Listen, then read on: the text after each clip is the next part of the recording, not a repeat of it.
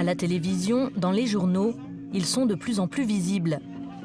Avec les attentats de 2015 et l'épidémie de la Covid-19 cette année, le savoir-faire des 14 700 soignants du service de santé des armées, dont 70% sont militaires et 30% civils, n'est plus à démontrer. Une expertise de pointe, acquise depuis 300 ans dans de nombreux conflits. Grâce à ces 120 métiers, la médecine des armées a su s'adapter en innovant toujours plus pour soutenir des soldats exposés à des combats de plus en plus intenses. Alors qui sont ces femmes et ces hommes qui construisent aujourd'hui la médecine de demain? Quelle technologie dernier cri utilisent-ils pour garder un temps d'avance? Il y a du sang un peu partout. Là, ce que je pourrais faire, c'est repositionner un petit peu. Okay. Tu veux que je reparte sur un M? Le garrot, il est desserré. Des victimes d'attentats soignées en urgence. Des blessures de guerre, comme sur un champ de bataille. Cette scène est une simulation, celle d'une attaque terroriste sur le sol français. Un exercice préparé par des médecins militaires pour des urgentistes civils. En médecine préhospitalière, en tout cas au SAMU, souvent le quotidien c'est un seul malade. C'est rare d'avoir beaucoup de blessés en même temps. On l'a vécu aux attentats. Et on a eu le sentiment qu'on n'était pas suffisamment bien préparé, ou en tout cas on pourrait se perfectionner et bénéficier justement de l'expérience militaire pour ce genre de blessés qui était pour nous assez nouveau finalement. Depuis 2015 et les attentats en France, le service de santé des armées est l'interlocuteur privilégié de la santé civile. Parmi les programmes d'échange existants, un cycle de formation à l'école du Val-de-Grâce. Dans des situations critiques comme celles que nous vivons en ce moment, ou lors d'attentats, ces partenariats civils et militaires sont essentiels pour mettre en commun toutes nos expériences respectives. Et c'est pour ça que le partenariat qui existe de manière très étroite et depuis des années, tant du point de vue universitaire, donc formation, que du point de vue santé publique, donc soins réellement appliqués aux patients, se met en place et se pérennise de manière tout à fait naturelle. En 4 ans, une centaine d'urgentistes civils ont été formés. Certains sont même allés plus loin. Les premiers formés à ces stages-là, mais également des professeurs des universités, ont été particulièrement sensibilisés à cette dimension-là et donc ont intégré la réserve opérationnelle du service de santé des armées. À cet égard, par exemple, dans le stage qui se déroule en ce moment, il y a 1/3 de personnel militaire d'active et il y a 2/3 de formateurs qui sont des personnels de réserve qui ont intégré toutes ces techniques de médecine au combat et qui les délivrent à leurs camarades civils. Et on est d'accord que là, la médecine préhospitalière classique n'a plus aucune efficacité parce que là, on n'a plus dans le système « je comprends mon malade et je soigne un malade », c'est « j'identifie des lésions », des signes cliniques et je traite des signes cliniques. Cet après-midi, les stagiaires vont pouvoir appliquer les techniques de médecine de guerre étudiées pendant 2 jours. Le scénario, un afflux massif de blessés victimes d'explosions et de tirs de fusils d'assaut. Un exercice grandeur nature.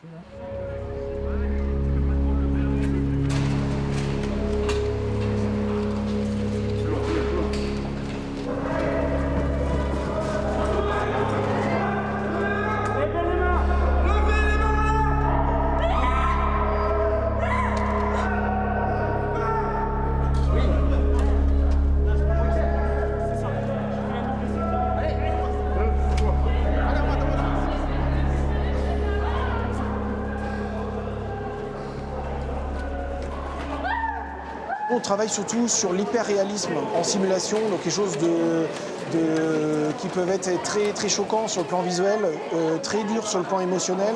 Et l'idée, c'est de sortir nos soignants de leur zone de confort habituelle et donc de les mettre dans des situations extrêmes et voir comment ils réagissent dans des situations de stress, de fatigue extrême.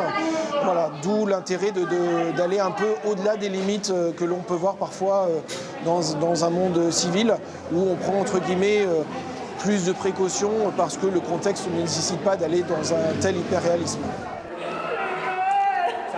Allez, dépêchez-vous là! On est venu chercher auprès des militaires ce qu'ils savaient le mieux faire, c'est la prise en charge des blessés de guerre. On avait été confronté à des blessés de guerre, on avait moins l'habitude que de le faire. On est allé chercher leur stratégie opérationnelle pour être le plus efficace, encore plus efficace que l'on avait été. Et en travaillant avec les équipes, en travaillant avec les sentinelles, voilà, cette immersion est bénéfique. Ok, tu peux venir aider s'il te plaît ici. Là c'est quoi? C'est une plaie Un exercice éreintant pour Rodolphe et Sandra, infirmiers du SAMU de Nantes. On est conditionné un peu dans notre métier à garder notre sang-froid, c'est ce qu'on essaie de faire. Là, on est dans une démarche de réflexion qui est quand même très différente de ce qu'on fait au quotidien. Donc, tous les curseurs sont un petit peu au rouge quand on rentre parce qu'en fait, on est hors de notre zone de confort, donc on essaie... Voilà. Super expérience. Ouais, ça nous mobilise et ça, je trouve que ça nous renforce un petit peu. Ouais. Enfin, en tout cas, ce soir. Ce savoir-faire qui infuse aujourd'hui le monde civil est le fruit de l'histoire riche d'un service de santé des armées, depuis longtemps à la pointe de l'innovation. Le service santé des armées a toujours innové, hein, l'histoire le dit, puisqu'en 300 ans d'histoire, il y a eu de nombreuses innovations, de nombreux innovateurs rythmés par les grands conflits, les grandes crises sanitaires. Et ces innovations donc, étaient à la fois nécessaires pour prendre en charge les blessés sur le terrain, mais également pour faire face à des nouvelles formes de blessures ou de maladies. C'est l'exemple de la Grande Guerre. Face à ce conflit, à la durée et à l'intensité nouvelles, le service de santé des armées a dû s'adapter. On lui doit quelques grandes avancées médicales de ce siècle. Dentistes et chirurgiens vont expérimenter, innover pour reconstruire les visages de ces dizaines de milliers de soldats, les gueules cassées. C'est l'essor de la chirurgie et de la prothèse maxillo-faciale il y a 100 ans.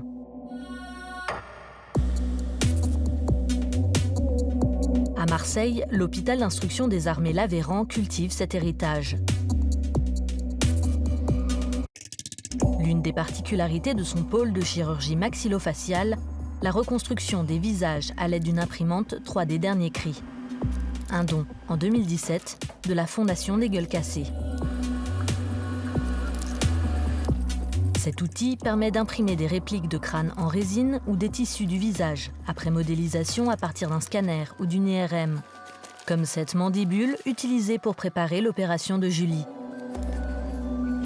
Allez-y, asseyez-vous. Ça se passe comment? Ça va, j'ai des douleurs par moment, mais je pense moins qu'avant? Beaucoup moins qu'avant. Pour vous montrer, depuis le début de la réparation, donc ça, vous, c'était avant, hein, avec la fameuse tumeur qui, malheureusement, vous avez grignoté tout l'os à ce niveau. Pour la chirurgie, j'ai dû vous enlever 7 dents.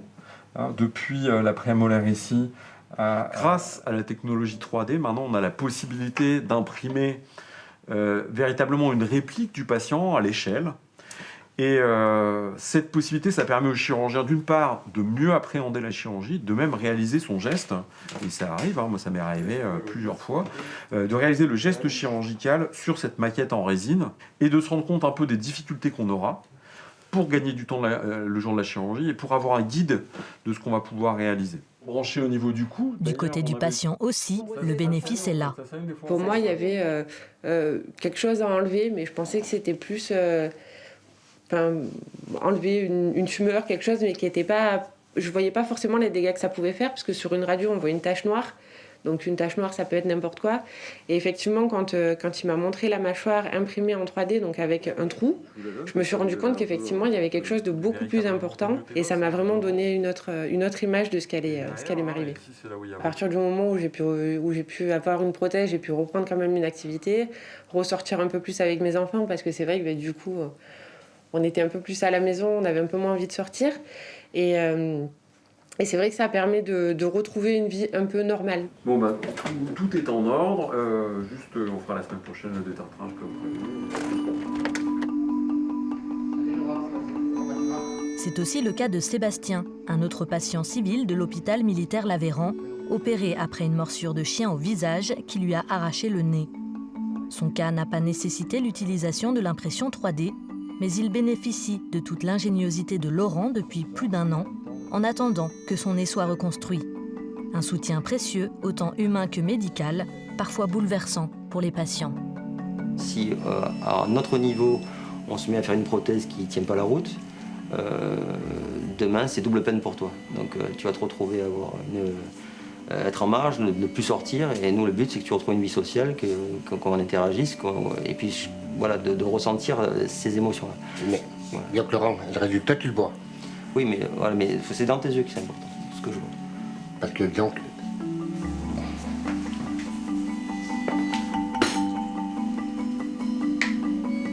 Tu as l'impression de retrouver une partie de toi.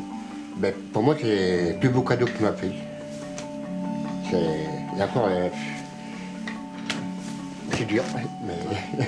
Je sais, quand on est parti là. L'hôpital militaire Lavéran accueille majoritairement des civils, comme Julie et Sébastien, qui bénéficient de l'expertise issue de la prise en charge des soldats blessés au visage. Un accompagnement à 360 degrés, jusque dans leur rééducation physique et psychique. Nous avons une réelle culture du retour d'expérience, justement, puisque les besoins en innovation, les besoins nouveaux remontent du terrain, remontent des besoins en opération, par exemple. Et c'est à partir de là que sont formulés donc, les besoins et que nous orientons nos recherches et nos innovations. Plusieurs exemples, c'est l'antenne de réanimation de chirurgie de sauvetage, qui a permis de répondre à de nouveaux besoins opérationnels en termes de mobilité, de réactivité, de rapidité d'exécution. L'antenne de réanimation de chirurgie et de sauvetage, dite ARCS, est une structure issue du retour d'expérience des opérations au Sahel. Un outil médical parfaitement adapté aux conditions du terrain. Cet espace de 30 mètres cubes, pesant 5 tonnes, se monte en 2 heures. Déployé à proximité des combats, il permet de prendre en charge beaucoup plus de patients.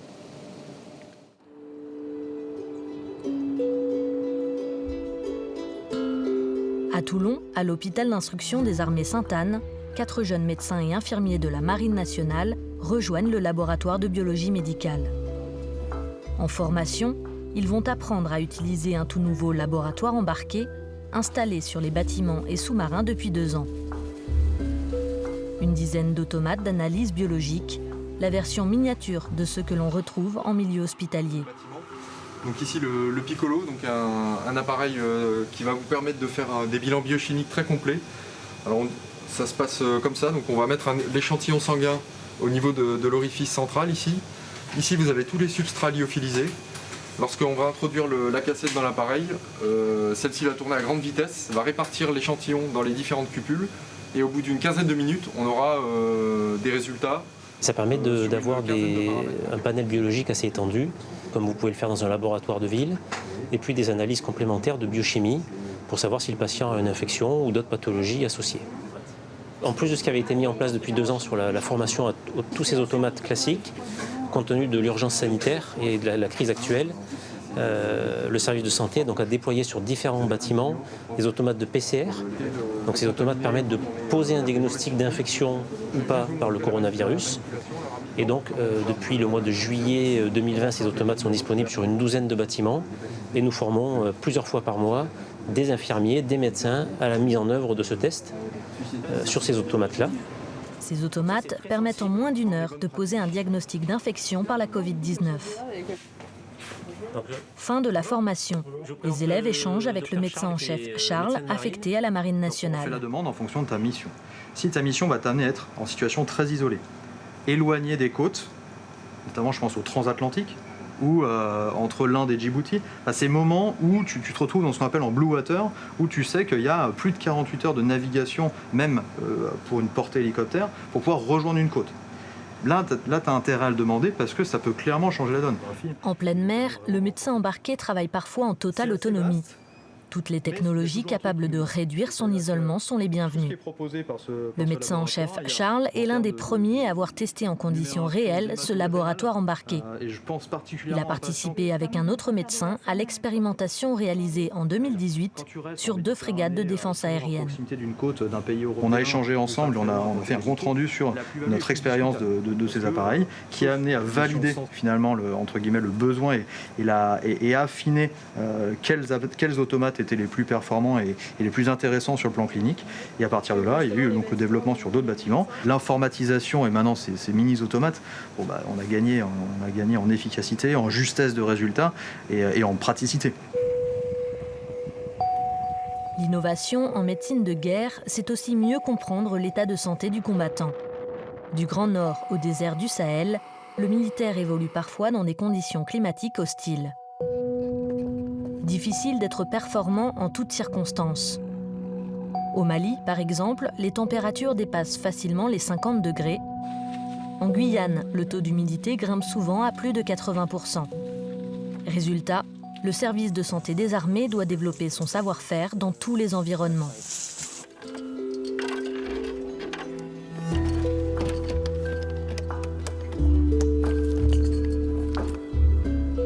C'est une ceinture que vous allez porter et que vous allez ajuster vraiment sous les pectoraux et qui va enregistrer votre fréquence cardiaque. Ces 2 militaires ont été victimes d'un coup de chaleur lors d'un récent entraînement. Ce malaise à l'effort touche une centaine de militaires par an sans qu'on puisse réellement détecter la cause. Bonnes échelles pour avoir des choses.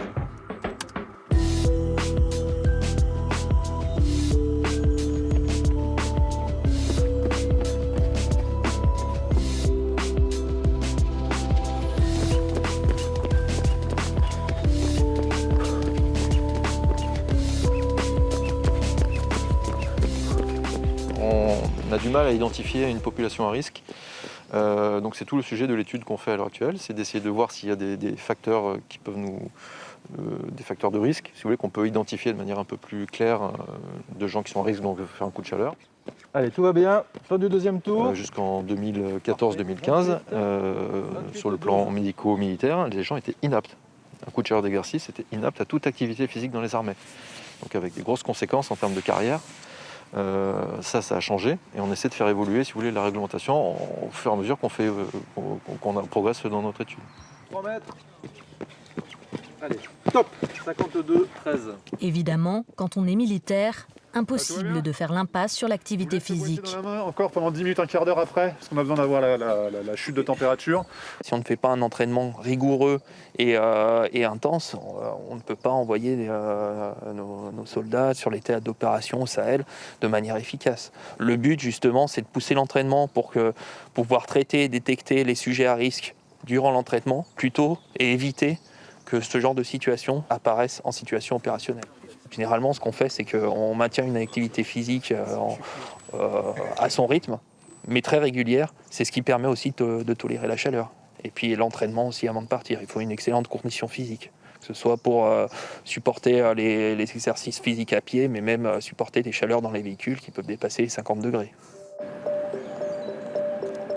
Pour aller plus loin dans la recherche, l'Institut de recherche biomédicale des armées, l'IRBA, s'est doté d'une toute nouvelle chambre bioclimatique sur son site de Brétigny-sur-Orge, en banlieue parisienne. En plus des études de terrain, cette plateforme doit permettre de tester sur les militaires toutes sortes de scénarios climatiques dans des conditions parfaitement contrôlées. On va pénétrer dans la chambre. Les caractéristiques principales, c'est de générer donc, dans un volume déterminé des conditions de température qui vont de -20 à +70, de générer une hygrométrie qui va de 10 à 98%, et d'avoir un vent jusqu'à 22 mètres secondes.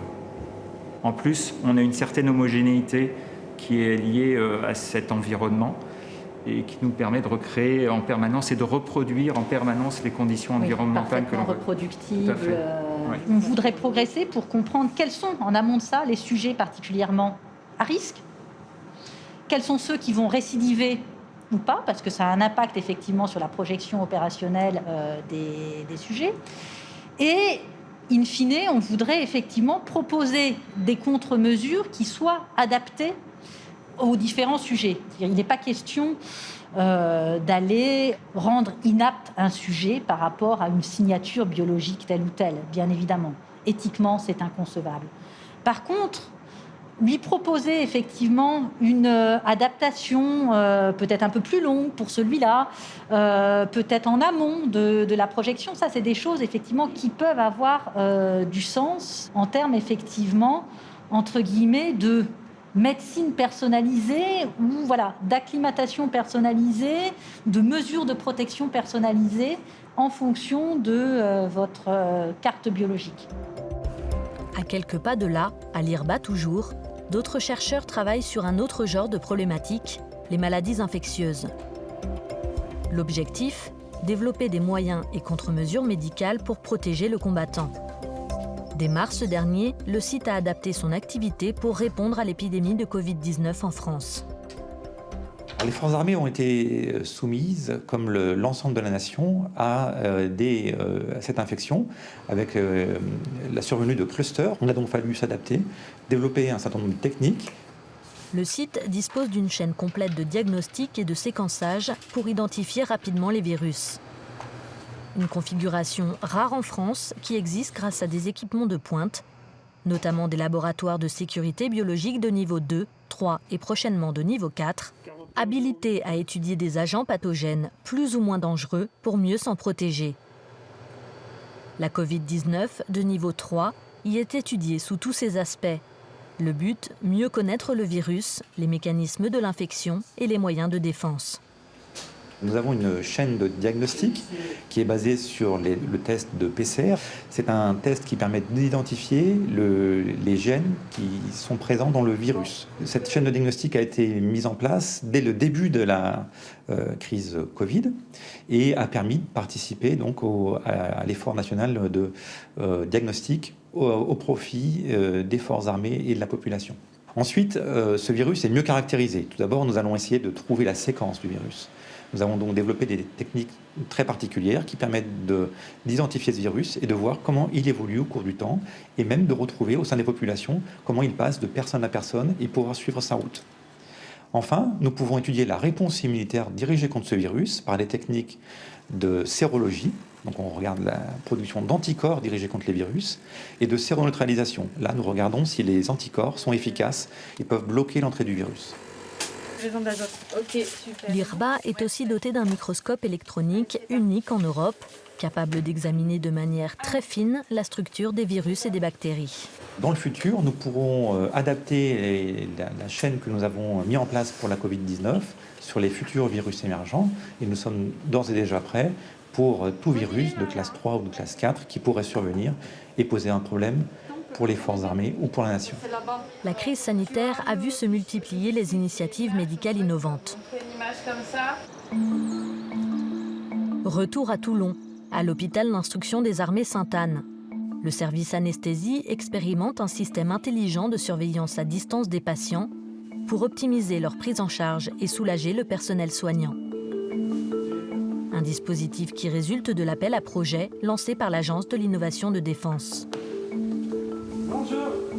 Et on a le moniteur en lui-même, et puis on a, monsieur, je vous baisse un peu la blouse, on a un biopatch qui a une durée de vie de 5 jours, qui nous permet de recueillir des données en continu, en plus de la surveillance infirmière lors de leur tour, toutes les 4 à 6 heures. Parfait. Fréquence cardiaque, fréquence respiratoire, température, ces constantes vitales sont compilées dans une application connectée au système et qui alerte en fonction de la gravité de l'état du patient. Là, notamment un score d'alerte élevé. Et donc, à distance, ça me permet d'avoir un premier coup d'œil et une première évaluation de mes patients hospitalisés dans les étages. Ça me permet de prioriser les patients à les voir le plus rapidement. Le système, qui relie pour l'instant 2 patients, devrait à terme équiper les 40 lits du service. Bonjour Quentin. Avant d'être mis en place dans les secteurs accueillant les malades de la Covid-19. Il y a toujours un décalage, effectivement. La fréquence respiratoire, c'est vraiment un paramètre physiologique dont on a l'intuition qu'elle permet précocement de détecter les risques de dégradation chez les patients. Tous les systèmes qui vont nous permettre de repérer ces patients avant qu'ils soient au stade de la dégradation et qui vont nous permettre de faire une intervention thérapeutique qui va peut-être leur éviter d'aller en réanimation et d'avoir ce chemin de soins un peu compliqué sont intéressants, et on pense que le système que là on est en train d'essayer peut nous aider à limiter ce type d'évolution. S'il est concluant, ce système pourrait être étendu à l'ensemble des hôpitaux militaires. Mais le médecin voit plus loin, jusque sur les théâtres d'opération. Notre arrière-pensée, c'est un jour de pouvoir déployer ce type de système, quand la technologie aura évolué, à l'avant, avec des patients qui seront pris en charge avant leur arrivée à l'hôpital, qui seront monitorés par ce type de dispositif et qui seront surveillés peut-être par les équipes hospitalières dans l'attente de leur admission. Tout ça est potentiellement très intéressant également pour l'opération extérieure et la prise en charge du blessé de guerre. On l'a vu pour la crise Covid-19, on l'a vu également pour la crise pour l'Ebola. Donc le service santé des armées a pu effectivement transposer son savoir-faire au monde civil et montrer donc ses capacités d'adaptation et de réactivité. L'élément militaire de réanimation, le MR, a pu s'adapter à une crise sanitaire et montrer à quel point le service santé des armées était capable de réagir très vite et de se mettre en situation et de s'adapter à une nouvelle crise. Autre exemple, le dispositif d'évacuation médicale aéroportée Morphée ou le module de réanimation pour les opérations MEROP. À l'origine pensés pour des soldats blessés sur des théâtres d'opérations lointains, ils ont été déployés sur le territoire français pour évacuer des malades de la Covid-19. La ministre des Armées a présenté la nouvelle feuille de route du service de santé des armées en tirant les enseignements de la crise de la Covid-19. Le budget du service sera augmenté de 160 millions d'euros d'ici à 2025 et l'accent sera porté notamment sur le ravitaillement sanitaire et la recherche sur le risque biologique.